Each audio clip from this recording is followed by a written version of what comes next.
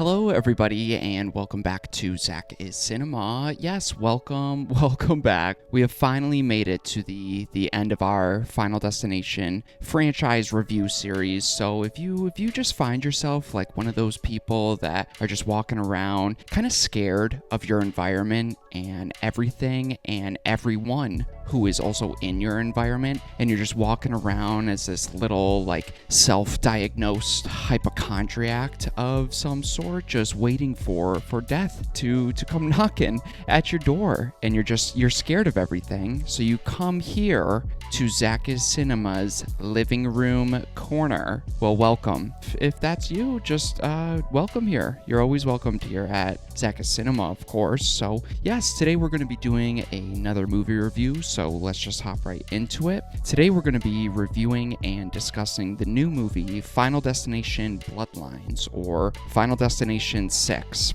Director for Final Destination Bloodlines, we got Zach Lipovsky, I think. God, I am so bad at just like reading out loud. And we also got Adam Stein. For writers, we got Guy Busick and Laurie Evans Taylor. Starring in this movie, we got Caitlin Juana, Tio Briones, and Tony Todd. So in Final Destination Bloodlines, the story follows Stephanie as she inherits deadly premonitions from her grandmother Iris, who once disrupted Death's design by preventing a tower collapse, and now must unravel her family's cursed fate before death claims them all. So as we hop into the review for Final Destination Bloodlines, we've obviously been covering all of the Final Destination movies leading up to this sixth installment. So if you're interested in some of my more in-depth thoughts on the other installments, feel free to check those out. But honestly, when this movie was first announced, and I feel like it was like years ago now, they've always been like kind of talking about this movie. I never really thought it would come out, but when they started talking about doing another installment in this franchise, I was honestly,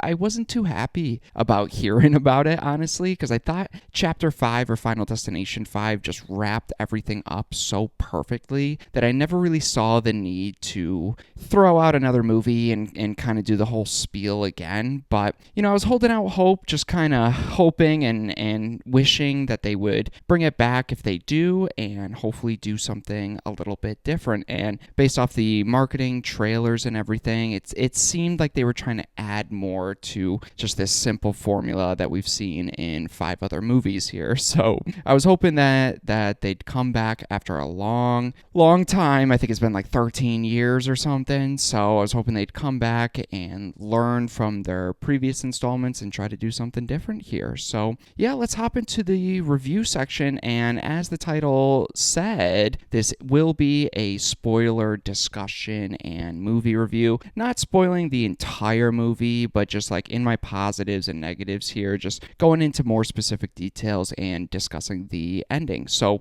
spoiler warning, people. So let's jump into the review, starting with the positives, or just the things that I really enjoyed about this movie. So first, I absolutely loved the opening premonition scene that we see a lot in our trailers here, but it starts our movie off. It takes place back in 1968 and follows Iris and her boyfriend named Paul as they have dinner at the Skyview Tower on opening night. I think I'll have to take some time to really think about this, but I really do think this opening premonition might be my favorite out of all the movies in this franchise here, because it actually helps to set up our characters and is the jumping point of our plot that we're going to be following. So I feel like with many of the other opening premonition scenes, they're following these characters that we're going to be following, and they're off doing something, and then something crazy happens with that person's premonition. Yet in this one, it actually has a story. You got Paul, you got Iris here. They're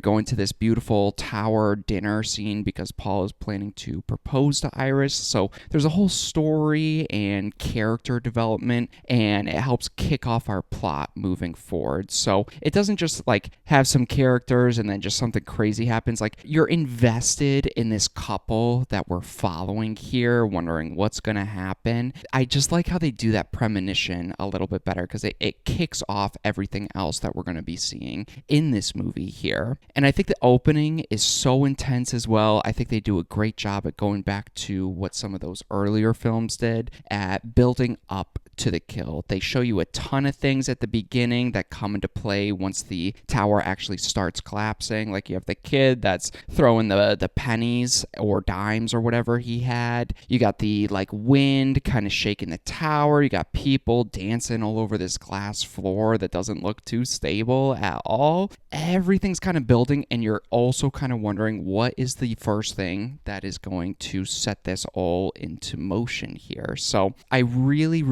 did enjoy this opening. There's actually story here, there's actually characters, and you're invested in these characters before the crazy shit starts going down. So I think this opening did a really great job at setting up this movie. And I love how after this scene you think it's just going to be the same thing, like, okay, like, yeah, the premonition was a little bit different, there's actually some story, some characters that we're following this time, and then you think it's just going to be like the same thing, like she's gonna, wake up and save everybody. But after this opening premonition, it actually steps back, and it is Stephanie in the movie, or Steffi in the movie. It's Iris's granddaughter who is actually having that premonition, but more so a dream of what happened. So she's dreaming of the premonition that her grandmother Iris had like 30-40 years ago, pretty much. So it instantly sets up something pretty different here that we haven't seen, because usually we follow someone who has the premonition and then they go back and they're like, oh my god, everybody watch out, move. But this, you have the premonition, but then it's actually a character that's dreaming of it from another person here, if that makes sense. So I was just really excited to see this change, and right off the bat, knowing that we weren't just going to rehash the same exact plot we've seen for 5 other movies here. Next here, I think the story, like I kind of touched on, actually has characters in a family dynamic you could get behind. Iris was the family's grandmother who then, after this premonition, after she saved a bunch of people, figured out what death was doing and secluded herself after her husband died, after she then realized what death was doing, and everyone thought she was crazy, but in reality, she knew what was happening and wanted to hold off death for as long as she possibly could to save her entire family here, because she was one of the last ones that actually died in the original premonition back in 1968 here. So she secludes herself to protect her family tree or family bloodline. Way to go, Final Destination Bloodlines. Great title too. I do like that title. But I think this is a way more better and more in-depth, fleshed out version compared to what they try to do with Clear in Final Destination 2, when she kind of checks herself into that mental hospital to kind of protect people and then protect herself as well. But I think this is a bigger and more fleshed out version of just this grandmother sacrificing her life so her family could live a better life that she couldn't have. So I love the in-depth lore that it's giving here, and the character development when Steffi goes to see her grandmother and we get to see her crazy bunker setup that looks like it's something out of Mad Max or something. And honestly, I think this is just as good as what Sarah Connor did in T2 in the mental hospital, kind of trying to warn people here, but she couldn't. And then also a better version of what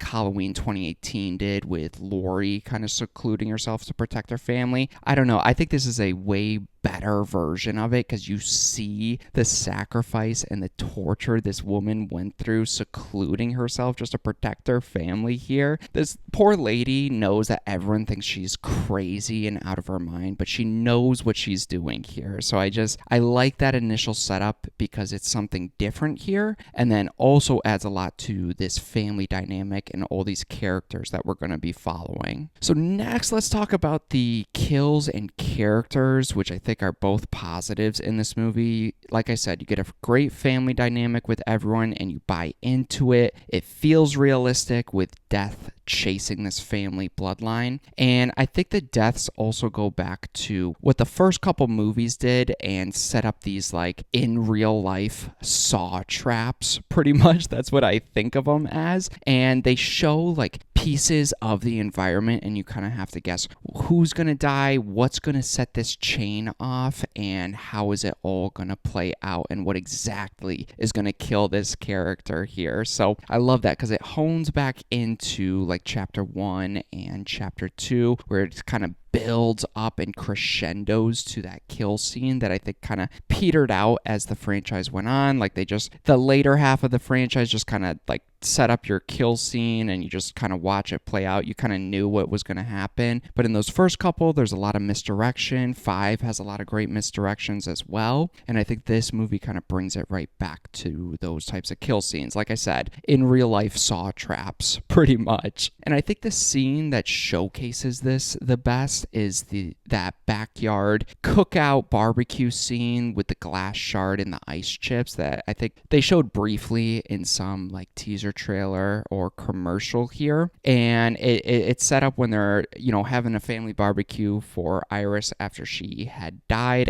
after Stephanie went and saw her, and then someone drops a glass off the bar and shards of glass go into the ice tray that they're scooping out of. They scoop all the ice trays into these drinks and you assume someone's going to drink the drink with the glass shard in it, but we don't know any of the characters that actually have the glass shard in it. So again, a great setup of like, oh shit, like who has it, and you just assume that someone's going to drink it and it's going to cut their throat open or something. But instead it sets off this beautiful chain reaction pretty much where one of the characters knocks over another like beer that's sitting off and it turns on this hose, which then you follow the hose throughout the whole yard. It starts to shake some yard supplies and tools, which knock over and turn on this lawnmower that we saw set up in like the first like 30 minutes on how to turn on and off the lawnmower. So after that, then someone knocks over the glass that actually had the glass shard in it, so they didn't drink it, but it laid on the grass there. Then I believe his name is Howard steps on it and it impales his foot in this cringeworthy scene of him stepping on this glass, and then he like trips over and falls, and the lawnmower that was set off earlier comes by and like lays on his head, so his whole face gets chewed up by the lawnmower here. So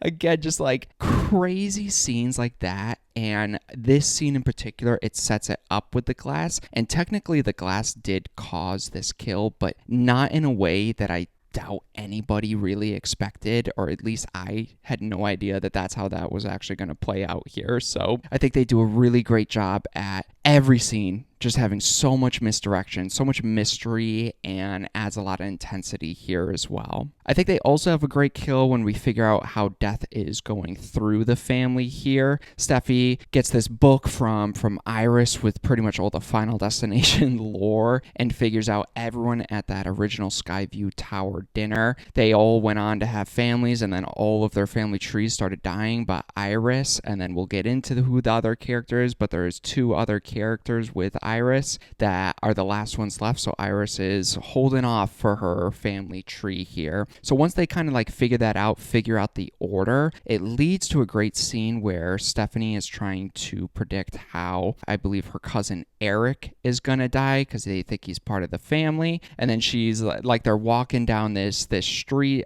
throughout their neighborhood, and Stephanie's like, she gets these like not visions, but she can kind of like see death coming a little bit, and she predicts this like crazy thing that's going to happen to him that just sounds so outlandish, and it doesn't happen. But then Julia, her other cousin, is actually next in Death's plan and dies in this horrific way, but set up with how Stephanie described it, like with this tree branch cutter falling down, hitting this dude with a leaf blower, which causes a kid to kick a soccer ball at Julia's head, and she like falls into this garbage can. And this all takes place in the background in the scene when we still think Eric is the one who's next. So our focus is on Eric, but we see it in the background. So again, just really cool and creative kill scenes and misdirection here. And Julia's scene is awesome when she gets in that, or when it dumps her in the garbage truck and Stephanie's trying to pull her out, but she gets like kind of stuck in the compactor and her face just like decapitates from it. Great scene, but then it also leads to the question of, well, we thought Eric was next, and then it leads out to finding out that Eric isn't actually Howard's biological son, that the wife cheated here, so he's technically not part of the bloodline at all. And I thought that was so genius because you see Eric's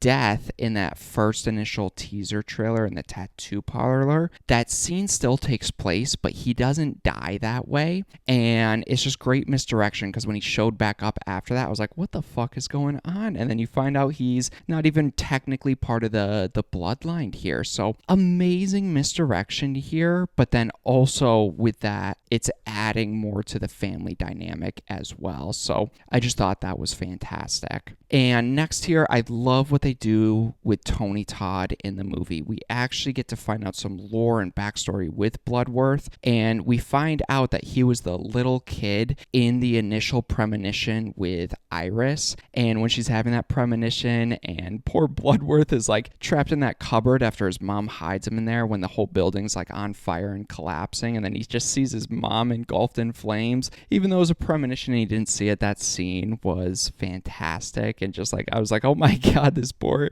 Bloodworth here, poor Tony Todd. But we find out that after Iris had the premonition, then saved everybody, she actually tracked down Bloodworth there, taught him everything because they were the last two that were supposed to die, and technically Bloodworth is the last one because Iris fell like first, like died a millisecond first. But his last scene in here when he's kind of explaining this is just so bittersweet, knowing that this was the last scene Tony Todd has filmed and is gonna film here, and it's all about death, and he's just, he's over giving people, trying to help people here because death is coming. So he's just going on this ramble about enjoying the time you have left because you never know when. And I just love that simple little line, and he walks off the set there. It's so bittersweet knowing this is the last thing he's ever filmed, but it adds a lot of weight here. I love the scene of him in there. There's an issue I have with it, which we'll get into, but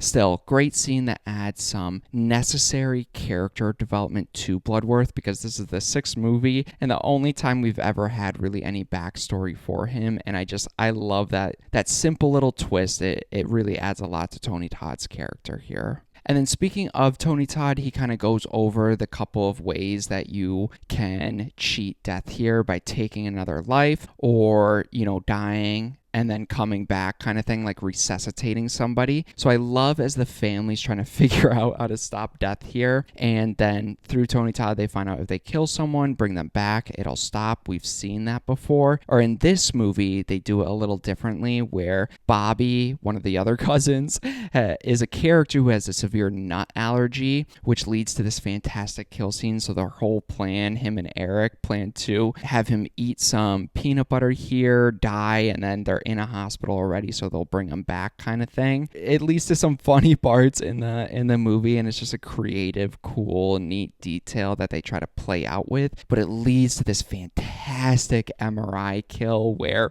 poor Bobby and Eric are in there. They accidentally, or death kind of turns on the MRI there, and then Bobby's in this wheelchair, suffering from his food allergy here as he actually goes through with it. Then the MRI's turning on, so Eric is trying not to get Bobby to take his EpiPen as he's like, poor Bobby. I felt so bad for Bobby as he's like suffering there. Or I think Eric has a bunch of piercings, so his like nipple rings rip out, his like nose ring and earrings rip out, and then you find out he has a dick piercing. I forget what those things are called. And then that starts going into the MRI machine. I was like, oh my God, like crazy shit like that. And then the wheelchair comes up behind him, sucks him into the MRI, and like the wheelchair's like going through Eric into the MRI machine, so it's like folding him like a tortilla pretty much. And all this while Bobby's having a food allergy attack and trying to get his EpiPen still. Great scenes like that. I love how they figured out how to stop death, but when they're trying to do it, it just goes horribly, horribly wrong. And that MRI kill, if you've seen it,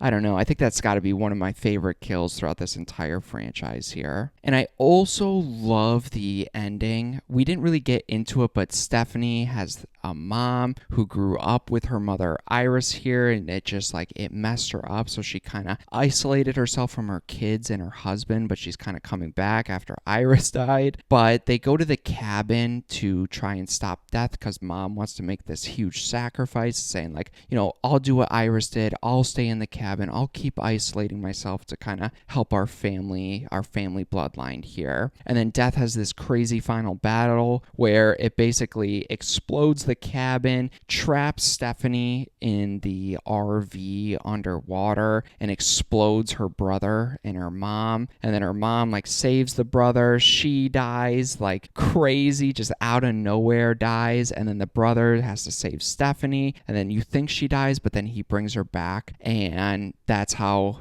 that third act kind of wraps up. And you're like, oh shit, they did it. The brother saved her. He brought her back here, and now death's kind of done. This epic like third act battle with death that you can't even see, but there's some great explosions, great set pieces, and it just leaves off on that high note with that climax pretty much here. So lots of positives, lots of spoilers here obviously, but yeah, let's jump into my mix section. This is more like mixed, leaning more towards positive here. I know I said I love Bloodworth's scene, however, it does cause a lot of convoluted lore and backstory in this franchise. Like, if Bloodworth or Tony Todd's character, if he knew death, there was no reason he had to be so mysterious. Like, if he knew what death was doing in all the other movies, he should have been warning people. Like, he should have been Iris's messenger, because Iris sacrificed herself to save her family tree, but also to save Tony Todd's character. So Tony Todd's safe as long as Iris is safe. So Tony Todd should have been like one of the like Jesus's disciples of Iris here, just sharing the good word of protecting people. So I know they didn't have this planned out throughout the first couple movies, but I like the details. Just looking back on it, it's like, okay, dude, then why are you being an asshole and being so like secretive here? Like, help these kids, dude. Like in all the other movies, he totally could have, but he doesn't. But I do like the backstory that they give him, and I do think it's necessary. That's why it's kind of in my mixed here. And another mixed thing I have is the ending. Unfortunately, it's frustrating. It's not a bad ending, but Stephanie and her brother at the end, after that big gigantic climax, realized that, wait, Stephanie didn't technically die. She was just unconscious, and he brought her back through CPR. Then she comes back. They think death is done, but then all of a sudden, like, the train that was set up from the very first scene gets derailed by the penny. If you've seen the movie, you know what I'm talking about. It's a great scene and everything, and it's cool how it kind of, you know, comes full circle with that train that they set up in the beginning, and it's all throughout the movie pretty much. And then the train derails, and they're like running through this like neighborhood as the train's just demolishing houses coming after them, and then like this big log truck just gets piled up in it, and then Stephanie and then her brother get crushed by these huge logs. A great callback to our second chapter here, but it was so fucking frustrating seeing that, because every other movie besides the fifth one ends like that. They think they stopped death, they think they actually got away, and then there's a bit of a time jump, and then death, they're like, oh shit, we didn't actually do it, and then boom, death takes them out. So I was just like, like the movie is so clever, so well done. I was anticipating the ending. I'm like, holy shit, like all they gotta do is like pull off this ending here, and I thought it was gonna be clever like the rest of the movie, but they just kind of play it safe like the rest of the franchise does. And again, it's just kind of bullshit, because Stephanie was she had this like feeling, not like additional premonitions, but she could kind of feel it a little bit, and like feel when death is coming, like how it's going to play out. But then during this time jump, she doesn't feel it. So I'm like, well, you would have felt it, because that's what you were feeling throughout the entire movie. So why'd you think death was gone until someone just pointed out, you technically didn't die. And then she's like, oh shit. Then she starts like seeing death again. And I'm like, oh, that's kind of just bullshit. Like, that doesn't really work, even though I do like the ending because it's so bittersweet, because we actually have characters and a family dynamic that we really like here. So it's like, oh fuck, this family was so close, but they just couldn't get by it. So I do like this type of ending the best out of all the other ones, but it's still kind of bullshit, if that makes sense. And then lastly here, I think some of the CGI and green screen is a big mix. It doesn't look bad, just some of these set pieces and kills have that very just digital CGI rubbery look that always takes me out of the movie. But it's not bad. It's better than chapters 4 and 5. Just I think it's a missed opportunity for these movies to not go more practical. Like I said, not bad, just some of the effects definitely look CGI, and some of the surrounding green screen just looks so digital that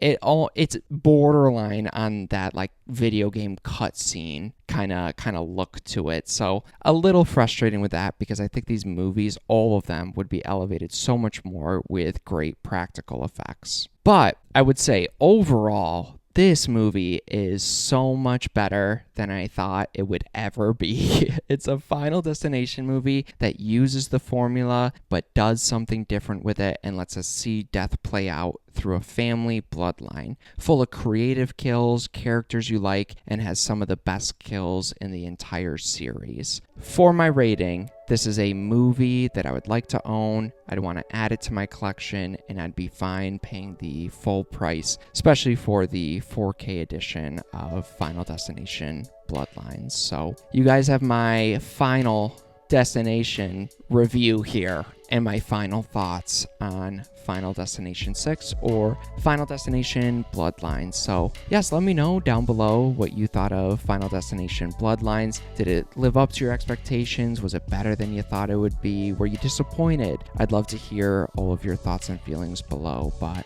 yes, thank you so much for clicking on another ZakIsCinema movie review video. I appreciate anybody watching my videos. So thanks again. Look out for more reviews coming soon. I'm going to be doing a whole franchise ranking, so look forward to that. And yeah, look forward to more ZakIsCinema coming very soon.